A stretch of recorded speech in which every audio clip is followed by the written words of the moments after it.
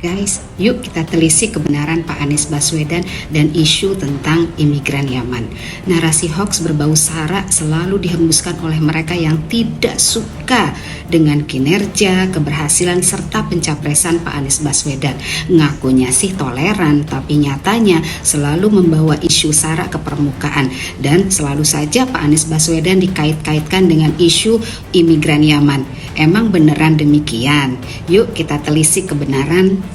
Klan Baswedan dikenal pertama kali dibawa oleh seseorang bernama Umar bin Abu Bakar bin Muhammad bin Abdullah. Beliau adalah orang Arab yang datang ke Indonesia sekitar tahun 1860-1880-an. Sedangkan Yaman sebagai sebuah negara baru berdiri tahun 1967. Dari sini aja sudah kelihatan kesalahan narasi dari si penebar hoax.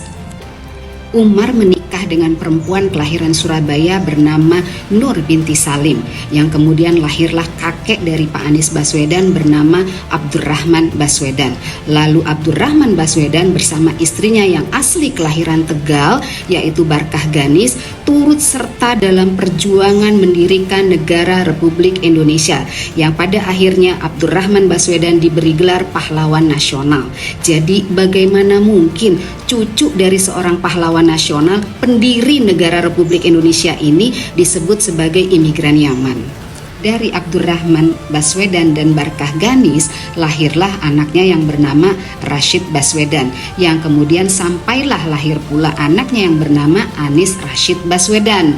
Berdasarkan silsilah ini, memang Pak Anies Baswedan adalah keturunan Arab Jawa. Apakah keturunan Arab Jawa tidak layak jadi presiden? Yuklah kita cek lagi sejarah bangsa. Pertama, pada tahun 1948 Presiden pertama kita Soekarno berpidato di Semarang bahwa kita sudah merdeka. Maka kita wajib mengucap syukur kepada Allah Tuhan Yang Maha Esa dengan karunia-Nya sehingga negara kita merdeka. Kita juga mengucap terima kasih kepada seluruh rakyat Indonesia yang turut berjuang melahirkan kemerdekaan ini.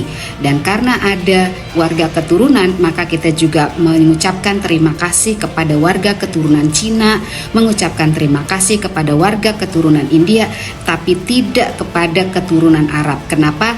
Karena sudah menjadi bagian keluarga besar dari bangsa kita sejak ratusan tahun yang lalu. Kedua, Presiden Soekarno sendiri mengusulkan dan membuat PP nomor 10 yang kemudian disetujui oleh MPR bahwa warga keturunan Arab diberikan kewarganegaraan stelsel pasif, yang artinya sama dengan pribumi, yaitu otomatis diakui dan dicatat sebagai WNI.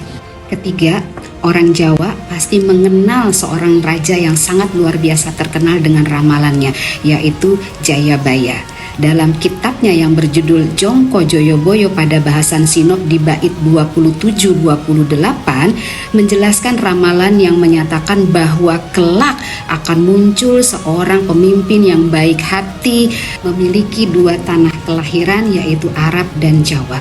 Meskipun ini ramalan, namun jika dikriteriakan dengan ramalan Jayabaya ini, maka tokoh Anies Baswedan yang merupakan juga keturunan Arab dan Jawa paling dekat dengan ramalan Jayabaya. Nah, jadi Bapak Ibu, teman-teman sekalian, Bapak Anies Baswedan bukan warga negara atau imigran Yaman. Beliau adalah salah satu putra terbaik bangsa ini yang siap memimpin Indonesia, membawa Indonesia lebih baik di masa depan.